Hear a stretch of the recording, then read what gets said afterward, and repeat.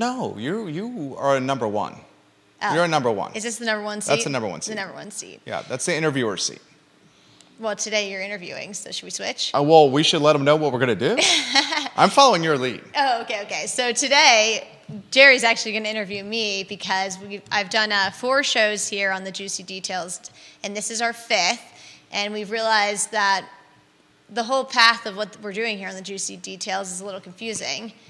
Who am I? Why did I start a podcast? I don't know if we'll get there, but talking a little bit about where the Juicy Details came from and where it's going.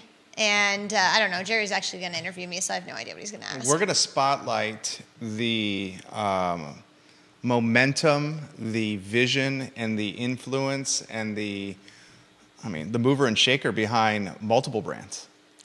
Yes. And she's been spotlighted in Inc. magazine, Hillary has. Yeah. She has professional relationships with professional sports leagues. She has multiple companies that she owns. She's a mom. She's a wife. She's an evangelist of entrepreneurship. She's a leader in her neighborhood. She's got did you see Darden is the #1 ranked public MBA program in the country?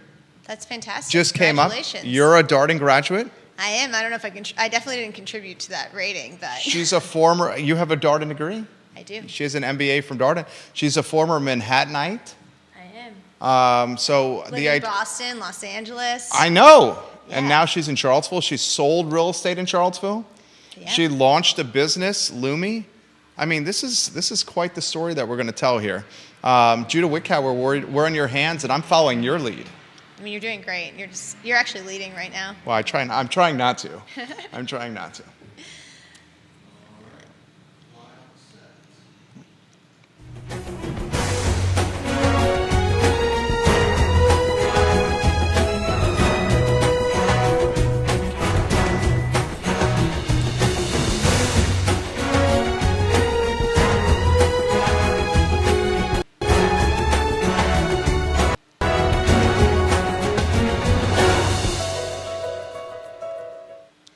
Hey everyone, welcome back to the Juicy Details. I'm Hillary Murray, your host, and today I have a wonderful guest, Jerry Miller, joining me.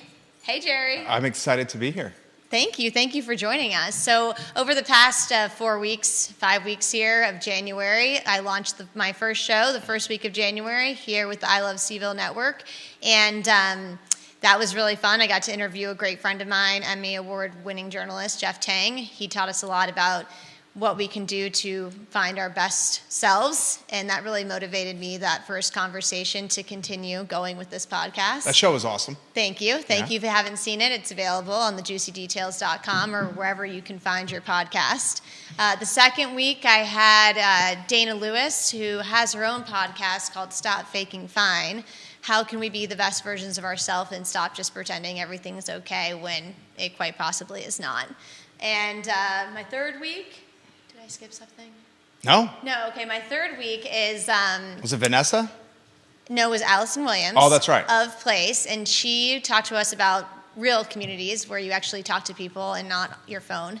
And then last week I had the former... I know. God. I had... What's so funny? No, the former Miss New York. Yeah, well, she is Miss New York 2008. Amazing. So you can't be former. Yeah, and she talked to us about being average, which she certainly wasn't, but it was a great conversation. And today, Jerry Miller is actually roles reversed. He's going to interview me so that you all can get more of the juicy details about who I am, I guess where I'm going, what's still left for me to accomplish, a lot. And as always, Jerry, welcome. And we start the show with drinking our Lumi juice. Love you, mean it. This is exactly what the Washington Nationals do before they start matches. Let's cheers. Absolutely. Studio camera. Studio camera. Cheers. Thank you. Cheers. Thank Cheers. you for This is coming. amazing, by the way. Thanks for coming on board today. So turmeric, ginger. Oh, I love it. I love it. Good. That's an endorsement. I love right there. the spice punch. I really love this. It always I always feel even more invigorated after this shot. I love the turmeric finish. Yeah, and turmeric is really good to help with inflammation.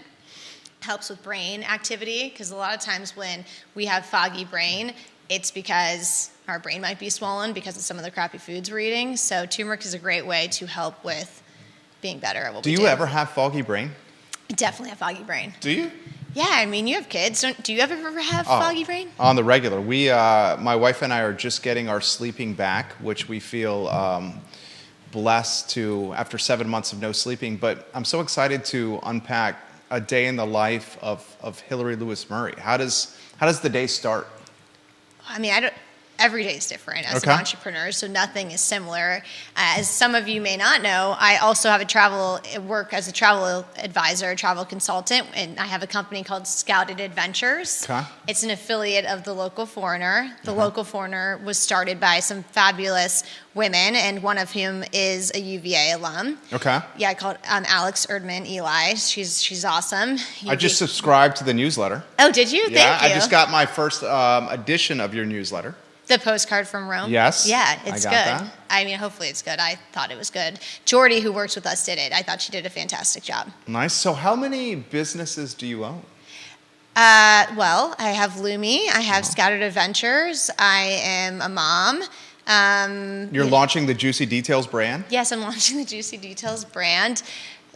I mean, I have a lot of different businesses and a lot of different days. Like on Sunday, I had 6 clients flying to Asia, and the first leg of their trip was incredibly delayed, getting them to miss another part of the leg to Asia. And so my afternoon was figuring out a new flight path, So I got them from Pittsburgh to Boston, Hong Kong, Hanoi, Vietnam.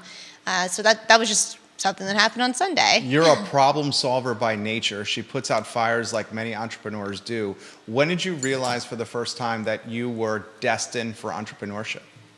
Oh my goodness. Well, that's a good question, Jerry. You must do this for a living. I do this for a living. Can you repeat it? Like, when did I think that I was destined for entrepreneurship? Yeah.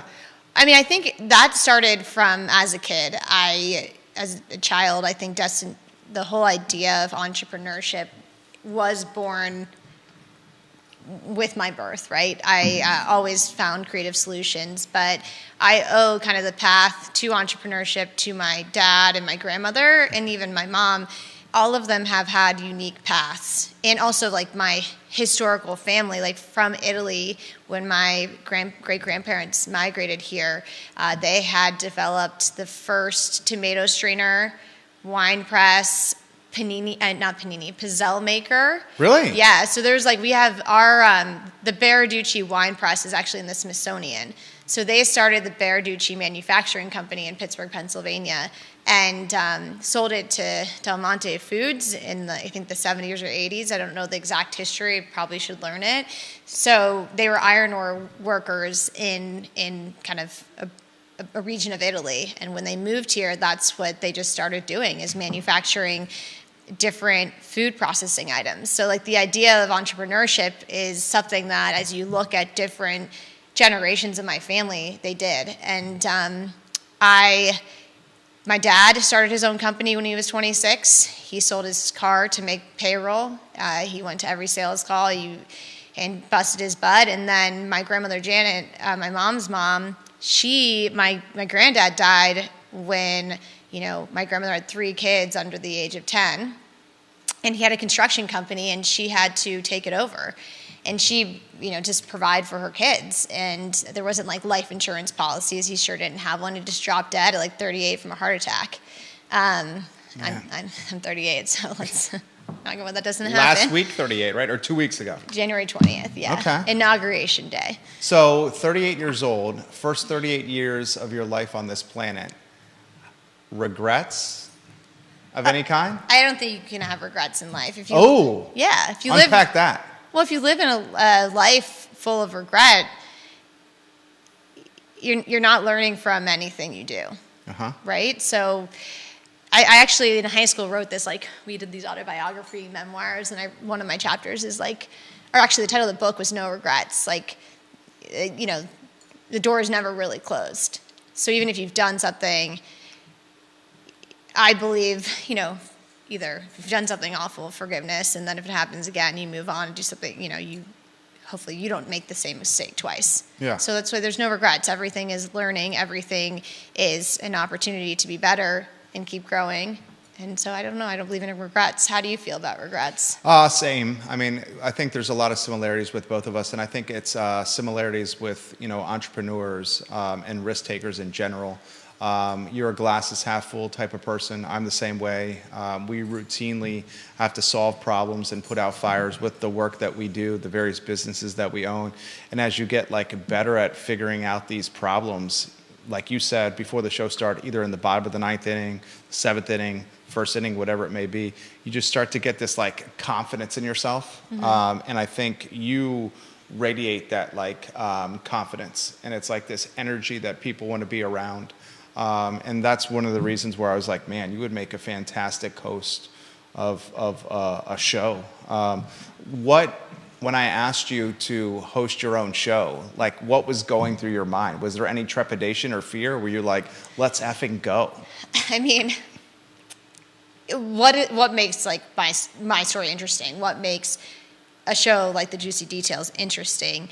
And that is a kind of a fearful step because I'm really great at believing and cheering others. I'm not really great at believing and cheering myself. Really? And I think having your own podcast where you're the host, you kind of have to believe and cheer on yourself to get buy-in for people to watch. So I'm not good at that. So this is definitely me challenging a new space in my life that I'm not accustomed to. But the great thing about me being on this side is in most cases, I'm interviewing people who I genuinely think are incredibly cool and have done extraordinary things. And so for me, it gives me an opportunity to be that hype, that cheer squad. The pep squad. The pep squad Yeah. for people that I care about and I love and I think are awesome. So this is for a place for them to tell their stories and how they got to where they are and where they're going and what's next for them. And I just think this is a really fun avenue to lift people up. Talk to us about Lumi. I knew of the Lumi brand before you started the show on this network. Sure. I saw the Lumi brand actually next door at the Market Street Market.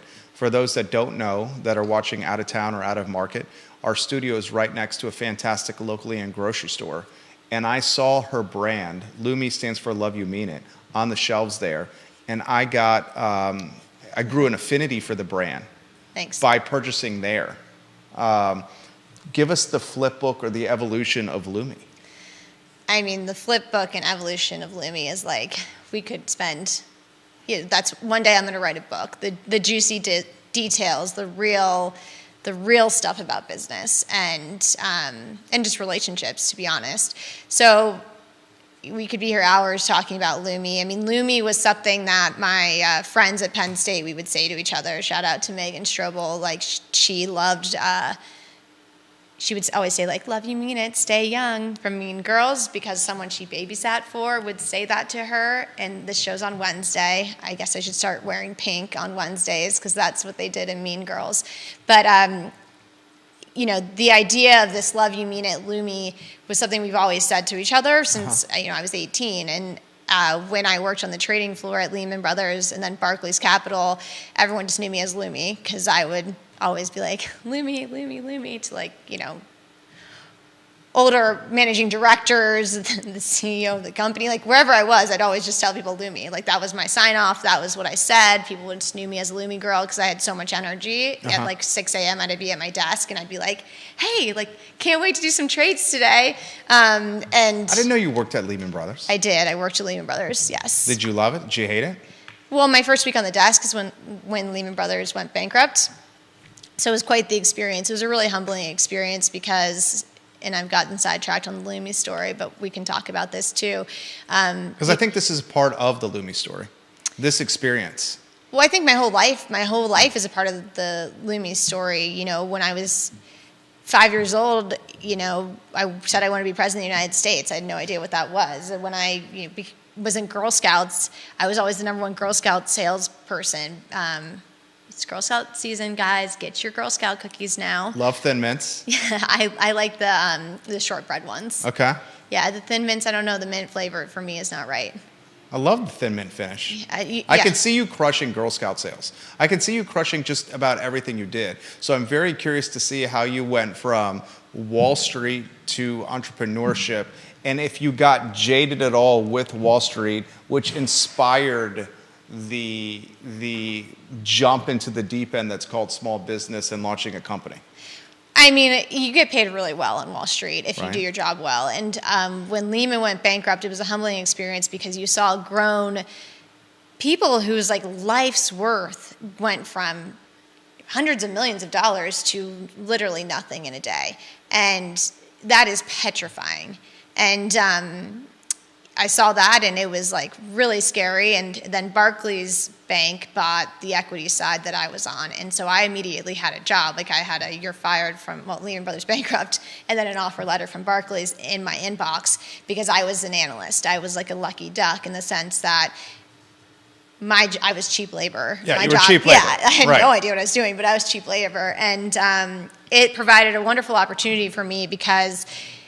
Unfortunately, at the expense of massive economic failure across our entire economy, but I was able to learn and really excel and grow different levels in the business. And so I got to go to London and work in the London office, and then I was going to move to the London office, but I jumped to a hedge fund called Avenue Capital Group.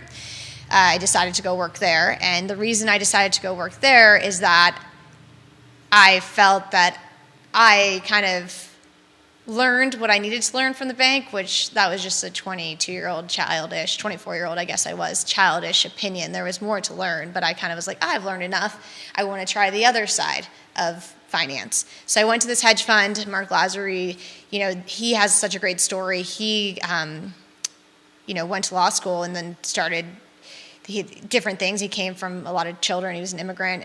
His parents were, and I think he was too. Sorry, I'm messing up your story, Mark. But great story how he came from not a lot of money and decided to start this distressed debt and restructuring firm, and now is, a billionaire. So he was great. His story is inspiring. He's a really nice guy. I enjoyed working at Avenue Capital Group. But while I was there, and I remember Mark was like, "Why are you leaving?" I was like, "Well, I'm never going to make as much money working for you, Mark, as I will working for myself if I can make something work." Did he understand? Oh yeah. Yeah. So good luck. Sure he did. He Right. said, "I'll be here. I'll be here if you want to come back." You have fans watching the program. I'll highlight a few of them for you. Grant, is it Bacharach watching the program? John Lewis. Fred Hey, Turgeon watching Hey, the Uncle program Fred. right now. I see 4 states, viewers from 4 different states on the feed right now. Talk to us about being a female in a male-dominated profession, finance. I never had a problem in finance. Like, I think everyone, all the people I worked with treated me with respect and equality, and were super awesome. And I have some of my best experience was, some of my best experiences in business were working with people in finance. Like, everyone at Barclays was great, Avenue Capital was great, Lehman Brothers was great. Some of my greatest mentors, supporters, are people I met during that time in my life. And the people, unfortunately, there were some women that I felt were not supportive of other women in my time on Wall Street, which Really? was really shitty. Yeah, excuse my language, but like, there's all this talk about like women empowerment and women this and women equality, but like when women can't even support women, when we got a real problem. And I felt like on Wall Street, what I ran into was more women that didn't support women. Yeah. When you leave Wall Street to launch a company, was this before you pursued an MBA from Darden at UVA, or while? Give us that flip book. Yeah. So when I was applying to business schools, I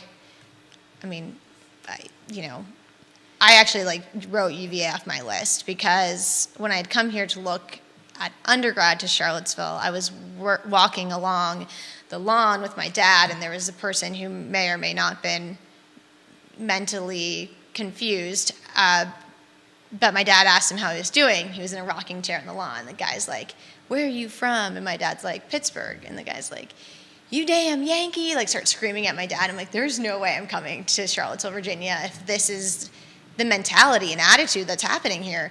And so that was like, in the early 2000s. And so I wrote it off. And then I had a friend who was like, you should really look at UVA. Like, you want an experience where the business school is its own campus, where you're not completely distracted by New York. Like, if I tried to go to Columbia or NYU business school, I would never have immersed myself in the community. Like, I was already like knew people. I mean, I would have, but I would have just been doing more of the same. You don't have the same community where it's like you become family at Darden. You know, your learning team is your family. Your section is your family. Your teachers are your family. Like, a lot of my favorite people and people I talk to for advice, like Yael is coming on this show. She's a Darden professor who has been my professor, and I've known her for many years. She's awesome.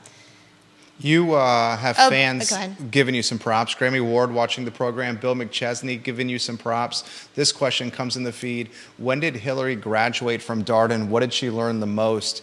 And what was her support team saying about launching a business? So those are great questions. I think going back to the question about why I applied to business school, my whole philosophy, my reason in my application at Darden was, one, I wanted to start my own business. 2, I believed in the viability of U.S. manufacturing. And 3, I want to be in public service of some sort. That was my 3 points for my essay at UVA. And, I got in on that. And I've done manufacturing and viability of U.S. manufacturing, because everything I do is made in America. And the public service element, I'm head of the neighborhood association. So there we go. Can I say where? Lewis Mountain Neighborhood. Lewis Mountain Neighborhood Association. Yes. Which is a prominent neighborhood in Charlottesville proper, city limits.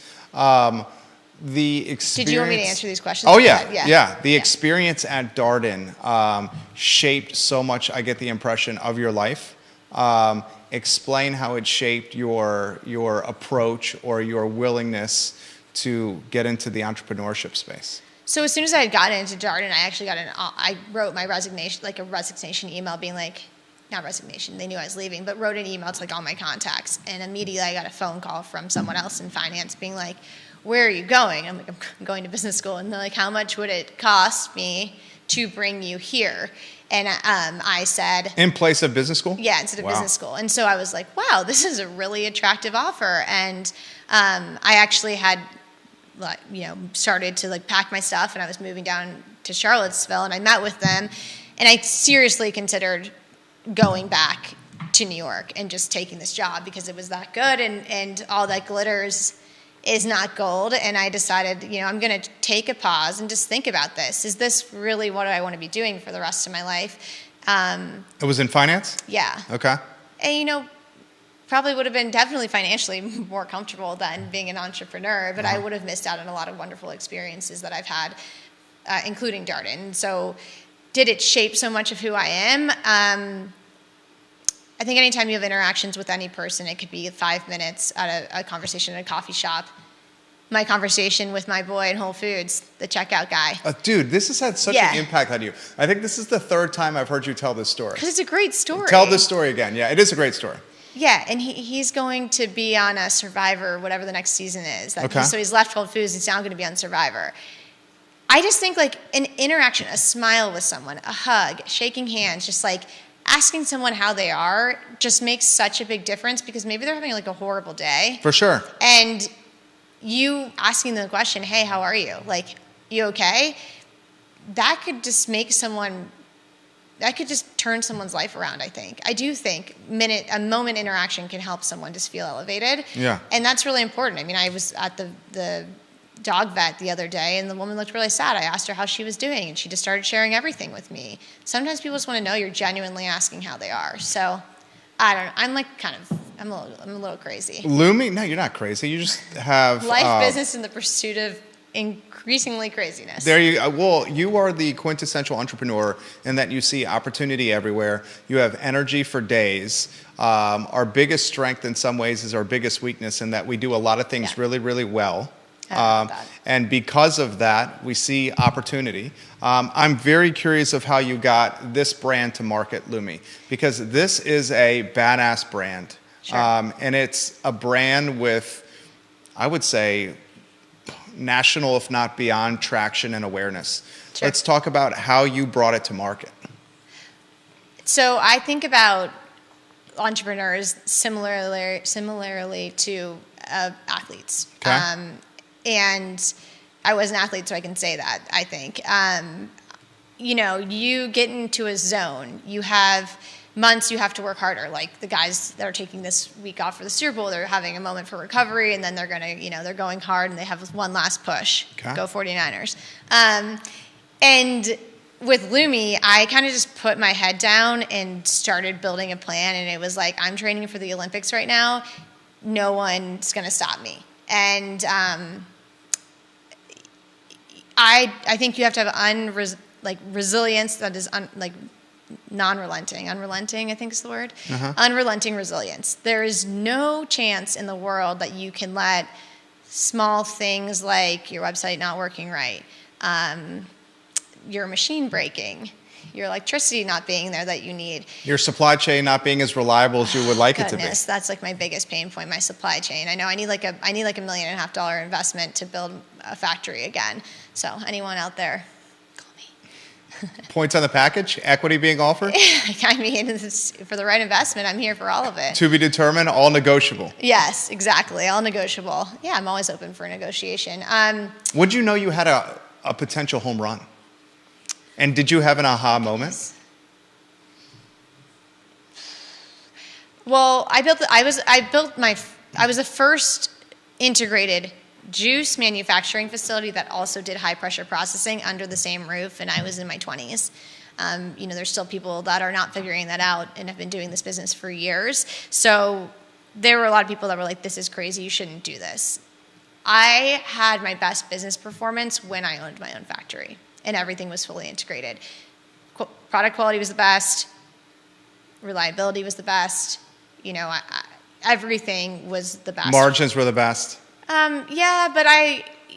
Margins were good, but you know, I was more so reinvesting everything back into the business and still am. So yes, but I think I built everything I had a lot of support along the way in the sense of business school, that question that person had asked. My friend Monty Jones, he, was in the military. He, though, had like an engineering CAD background, so like he helped me figure out how to lay out the CAD, but it wasn't. It was just like in a PDF, but still he showed me what to do, and then I submitted that. That was part of my plans. He also helped me. His brother dealt in used food equipment, so like Monty and his brother, they got me this like walk-in refrigerator that was from an old grocery store in Texas that was on discount that I got, and they drove it up from Texas and they installed it here in Charlottesville and Woolen Mills. And so if you go over there now, there is a beer supplier there that supplies ingredients to breweries across the country, and the walk-in's still there. He's using it to this day, and so I sometimes will just go over there and say, hey, what's up, and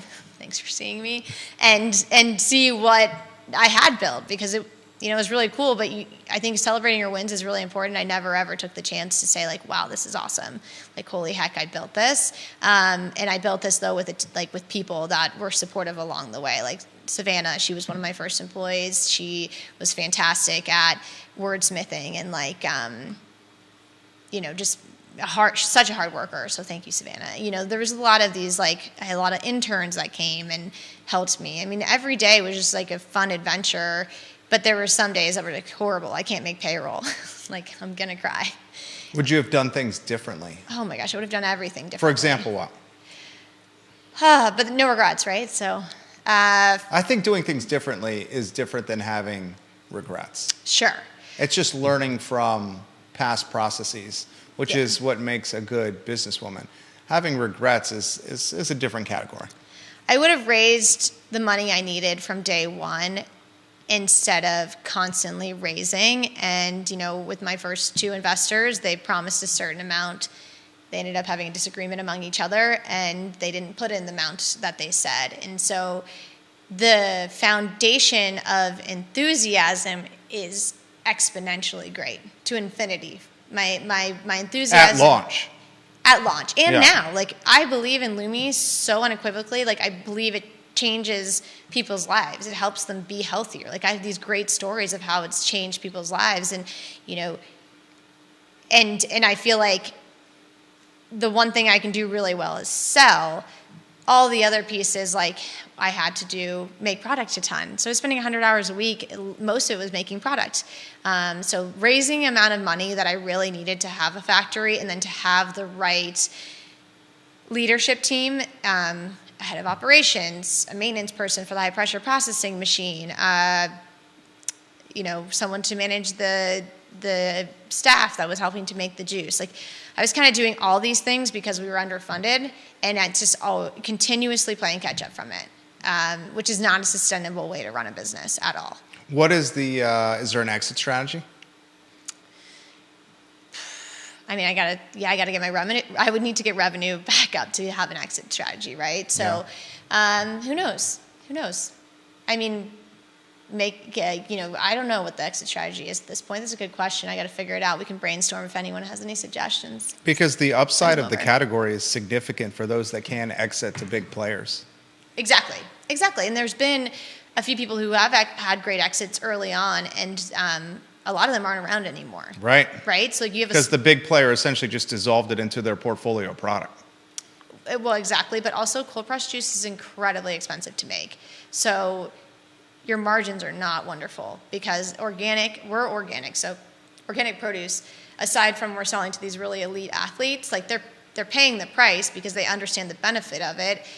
And you see people pay high prices for like cannabis, and like, this is a hangover shot that's going to help you feel better. And it's like, okay, well, Lumi is a hangover shot that you could have every single day. That's always going to make you feel better and help you with, like, instead of taking a multivitamin that you're spending $60 for, 60 divided by 5, how many Lumis is that?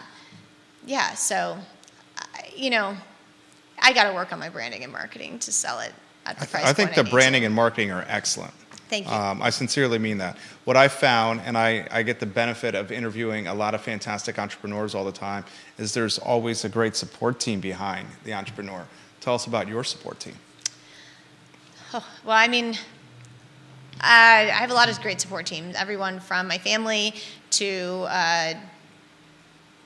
cheerleaders. Unfortunately, like, one of my greatest support persons that was an investor in Lumi unfortunately passed away last year. He was also an adjunct professor at Darden, but he always shot it to me straight and encouraged me and then told me what to do. But I have Lumi's accountant is a person that is great. I think I have a very strong support person. Is there one person that Brandon Wilson's been working with me since 2017, I think, and he's still around helping out, and he's been a great support person because he's a great cheerleader, always telling me, we got this, we're going to figure it out. The coaches that buy Lumi from me, their support system, right? They tell me how annoyed they are if product supply chain screws up, but the fact that they're cheerleading me on and continuing to purchase from me is really a thank you for that. When I've helped people with their businesses and they call me saying thank you because it's off the ground and in action, that's always a rewarding moment of, oh, this is really great. When I see it on SportsCenter, watch a hockey game and see it on the back of the shelf, I'm like, oh man, that's cool. That's so cool. Yeah, I'm like, that's cool, and thanks, because I know that thanks to the players that are doing that, right? Technically they shouldn't have it up there. So I'm like, that's so cool. How do you navigate being a businesswoman with family life? She's mom. Is it a mom of two? Yep. Mom of two? Yeah. Your husband an entrepreneur? Yep. How do you navigate that? We have he and I have weekly, I help an hour with his business. He helps an hour a week with my business, where we strategize and talk out loud about stuff, and how we can make things better or different. And I don't let things bother me, stress bother me. What are you writing, notes? No, you got comments coming in. Olivia Branch is watching in Keswick Hall, and she says she's a shero. Oh, thank you, Olivia. So kind words. But I'm responding to your fans. Oh, thanks. In real time. In real time?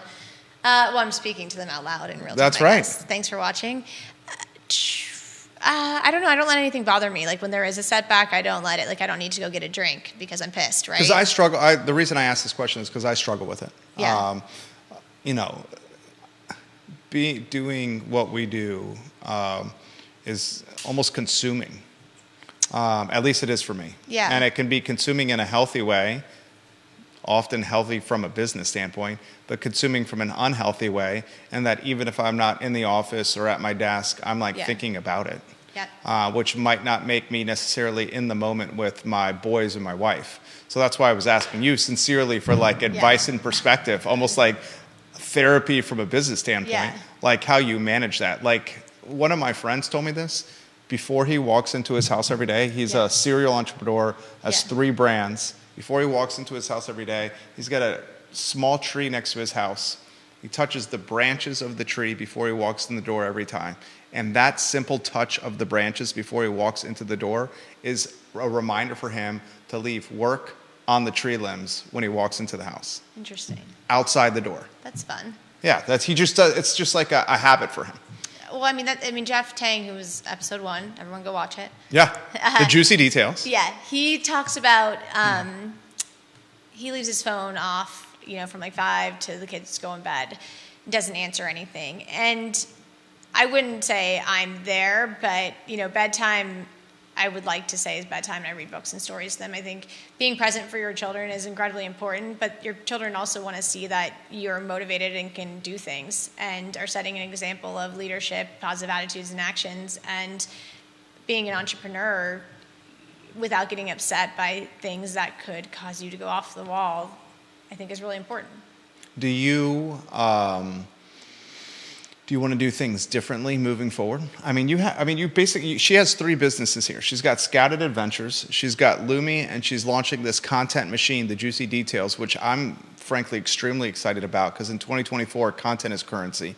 And she can use this content machine to promote her other 2 businesses. I hope I'm not letting the cat out of the bag here. She has political aspirations. Sure, yep. And one way to achieve political aspirations is to have a personal brand that's known. Sure.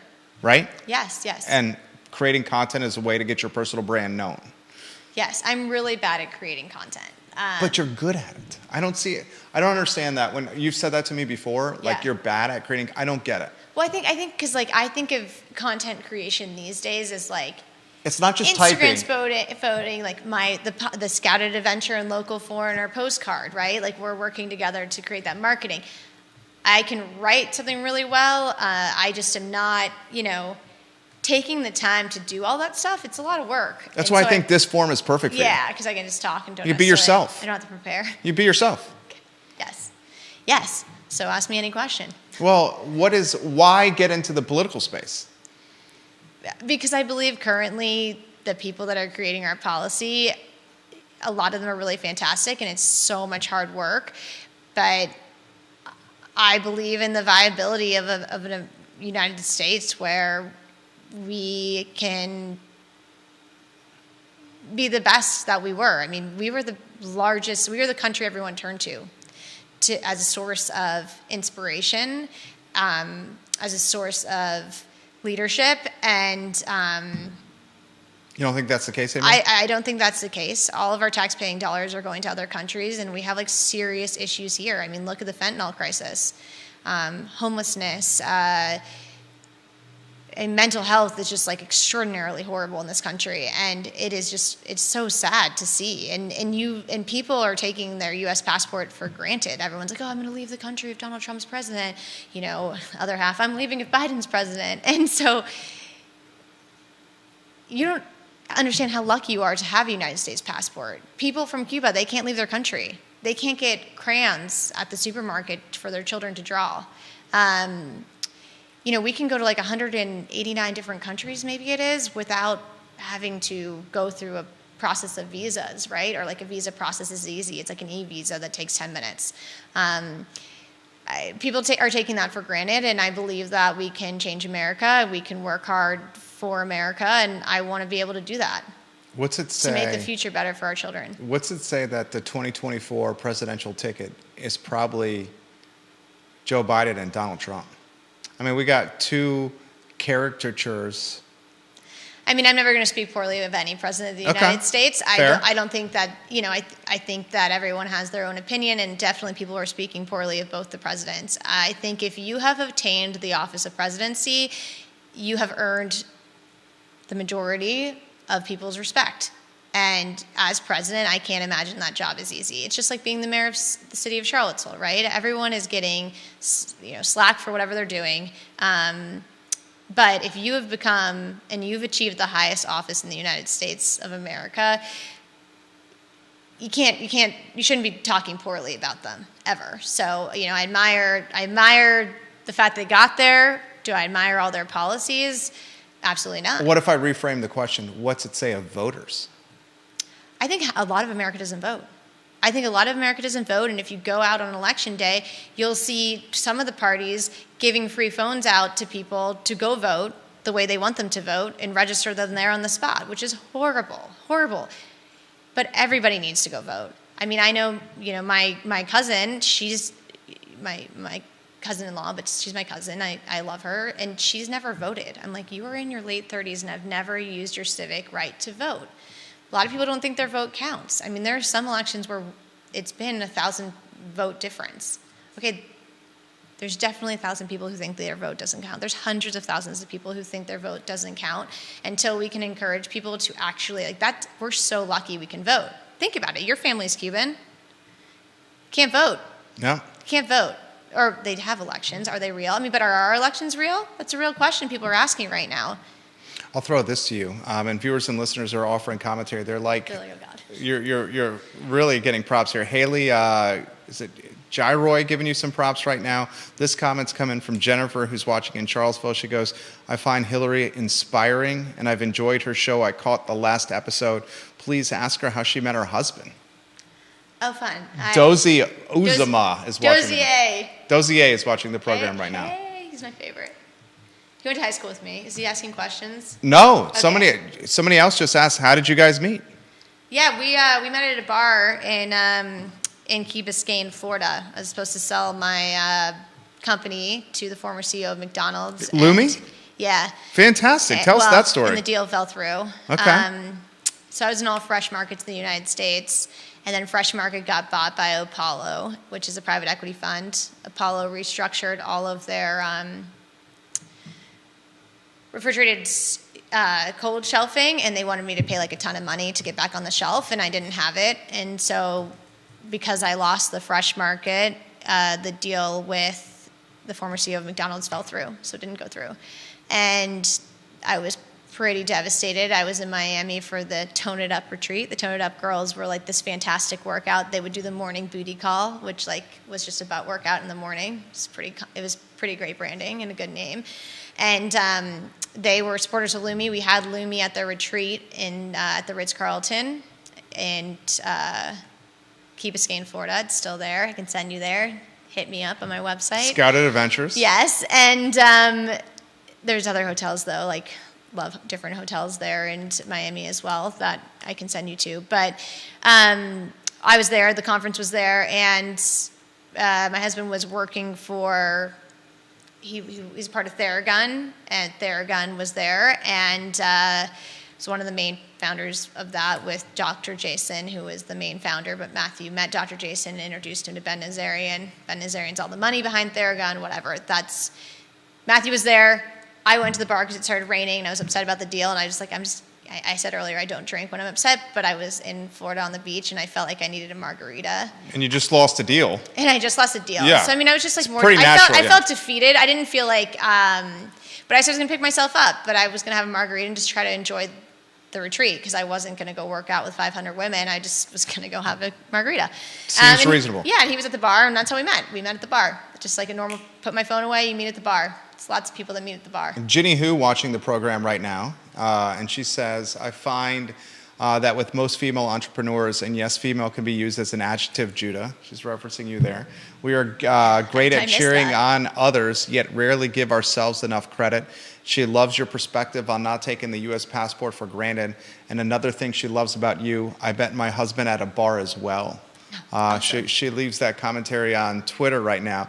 This is coming in from Laura, who's watching the program. Was the deal that fell through with the McDonald's executive her low point professionally, and how did she respond? Oh, that's a great question. It wasn't my low point. I've had many peaks and troughs. And, when I remember my first one, and I called my dad crying, and I never cried. I called him crying and said, I feel like I'm going to die.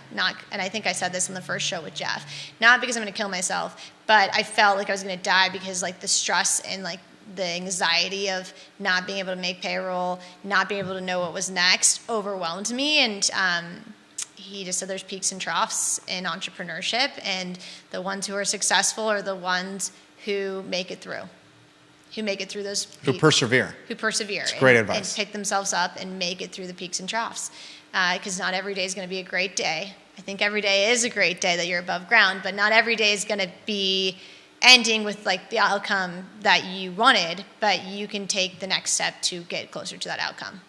That's great advice. I hate to reference, as a UVA guy, Virginia Tech, but Frank Beamer once said that the great days are never as great as you think they are, and the bad days are never as bad as you think they are. It's about persevering and moving forward every day, which is synonymous with what your dad, the advice that he offered you.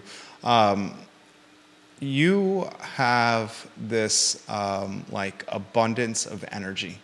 How do you navigate that abundance of energy when it comes to, and this is another advice question that I'm asking, maybe selfishly for myself, when it comes to those around you that just want maybe some zen or some down or some chill time? Oh, I definitely, my over enthusiasm for life can definitely make those that do not want to have a cheer squad be hyper in your face all the time less excited to be around me. I'm self-aware. Self-awareness is the first step. So I struggle with this. Yeah. Okay, I struggle with this. So I'm sincerely asking this question. When I was student body president at Penn State, that's 42,000 people that I got elected president to be. Can I highlight that again? She was the student body president at Penn State. Yeah, at Penn State University. 42,000 students, and she was the president. Yes, and there were definitely some people that were incredibly organized, incredibly. They're extraordinary humans, and they did a lot of things well. But I need to be better if I'm really going to run for office and not just saying whatever I want to say that comes to my mind. I need to think and then speak. And that, as someone who struggles with ADHD, dyslexia, and I think a lot of entrepreneurs have these characteristics of ADD, ADHD, dyslexia, that's something that takes a while to work on. And so I know people were not always happy with me because I just would speak out of turn. Even in my section at Darden, I remember one kid was like, Hillary, you can't speak out of turn. I'm like, I don't do it all the time. Just do it sometimes. But you got to be respectful of others' feelings, and not everybody wants our enthusiasm all the time. But you got to be you, Jerry. This is what one of my biggest struggles is what you talked about right there, is the self-aware piece of managing being yourself while also being self-aware of those around you. So I appreciate your perspective on that. How about locally here in Charlottesville? I've seen you speak before city council meetings. Sure. City council's local government here. Yeah. She's the president, The chairperson. the chairperson of her neighborhood association. Yeah. She is actively involved in the business community and has a pretty impressive network of contacts, which I think you're going to see in the Juicy Details for podcasts. Talk to us about this community. How long have you been here? What it means to you? I think you make anywhere you go, hopefully, a community by making friends and being willing to talk to everybody. I never finished the Whole Food stories, but, making friends, even in the grocery store. What does this community mean to me? This community has helped me build a manufacturing facility. This community has helped me build a family. This community in homes, right? I was also when I was in Belmont, Carlton neighborhood, I worked with that neighborhood association. I wasn't in an elected position there, but would go to those meetings. Lived in that spot. Community, this is goes back to the episode with Allison Williams on the Juicy Details that you can go watch. Community is finding places where you're interacting with others and being present. Did that answer your question? I think it absolutely did. Last question for you. Go ahead. You ready for this? I'm scared. How do you think, and I wonder this myself, how do you think your kids see you? How do you think my kids see me? Oh, man. Well, like if you were on the wall or hiding behind a partition and you're hearing your kids, is it a son and a daughter? Yeah. You have a son and a daughter. Yeah. And they're talking about mom and describing what mom does or who mom is. What would they say? Oh man, I don't know. I guess I've heard them say sometimes. I mean, they're really proud of me. I mean, they've seen me on QVC live, right? And they're like, "Mom's on television. This is so cool. You know, Mom. You know, you're so cool, Mom." And then they'll tell me that they get really excited about seeing Lumi Juice. That's Mom's juice. And so when they try other stuff, they're like, "Oh, this is not good." You know, they love the Lumi Juice, and that, you know, I think I encourage them and I make them feel confident in whatever they're doing. So I don't know. And that I love them. They know I love them. So was that close to some emotion there? Were you gonna? No. You were not. No, I was just thinking about everything. What is the Hillary Murray legacy? Were we writing my obituary here? I'm just curious. I think I'm always striving to make wherever I go a more positive place, and whoever I interact with, I want to make sure that I have them be happy when I'm around them versus sad. Like, I want to lift people up. So my legacy is lifting others up, and I think it's a great legacy. yeah, that's what I want to do. I just want to be known for just being a constant cheerleader and helping people achieve the best versions of themselves. It's so funny that you said this, and this is a perfect close. Every night before bed with our kindergartner, I say to our son, and I'm going to say it to our 14-month-old as well, once he can obviously understand. I love you, I'm proud of you, and be the best version of yourself. Yep. Like, that's what I want from him every day, to know that we love him and we're proud of him, and that we want to encourage him to be the best version of himself. And like a lot of the language and terminology and mindset that you have is something that I think others would benefit from. So I'm excited to see like your emergence and your like blossoming and growth as like a content creator, a podcaster, a businesswoman, wife, mom.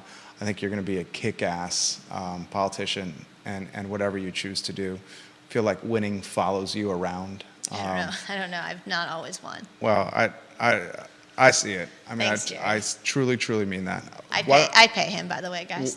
Close with this. What can we expect from the Juicy Details moving forward? And you got to give the out here because you're in the number one exactly. chair. What can we expect?